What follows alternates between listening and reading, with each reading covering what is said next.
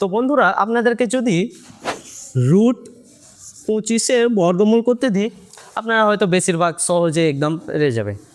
তো রুট 25-এর বর্গমূল কত? 5। তো এবার আপনাদেরকে যদি বলি যে রুট 29-এর বর্গমূল কত হবে, তো বেশিরভাগ মানুষই আছে তারা কি এটার বর্গমূল বের করতে পারবে না।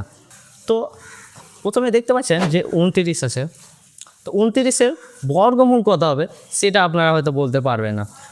তো আজকে আপনাদের এমন শর্টকাট ট্রিক শেখাবো যেটা সাহায্যে আপনারা যে কোনো সংখ্যার বর্গমূল বের করতে পারেন। তো চলুন দেখে দিই। তো আচ্ছা, 29 কোন সংখ্যার আশেপাশে যেটা আছে যেটা বর্গমূল হয় আপনারা জানেন।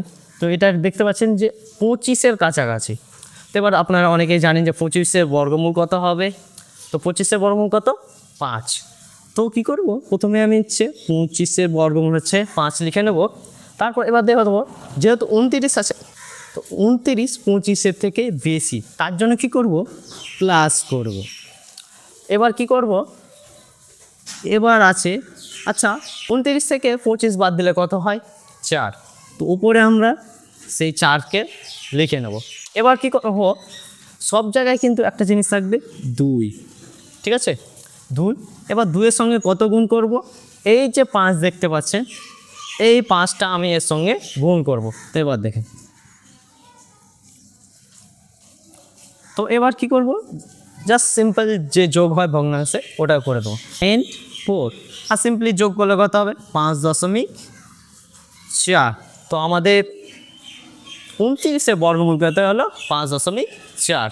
আচ্ছা, এবার আমাদের কাছে আছে কত? 32। আচ্ছা, 32-এর কাছাকাছি কোন সংখ্যাটা আছে যার বর্গমূল করা যায়? 36, ঠিক আছে? তো 36-এর বর্গমূল কত হবে? 6, ঠিক আছে? তো এখানে আমি 6 লিখে নিলাম।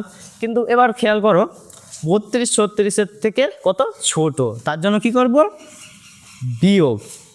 এবার 36 থেকে 32 বাদ দিলে কত হবে? 4। আর কি বলেছি, 2 অল টাইম এখানে থাকবে। এবার গুণ কত হবে? কত? এই যে 6 আছে এখানে চলে যাবে। এবার সিম্পলি আবার সেই রকম যে হিসাব আছে ওরকমভাবে করব। আমাদের কত এলো এটা থেকে? 0.33। এবার যেভাবে বিয়োগ হয় এখানে বিয়োগ করলে কত হবে? 5.67। তো বন্ধুরা দেখলে যে যে কোনো সংখ্যার আমরা সহজেই বর্গমূল করতে পারি।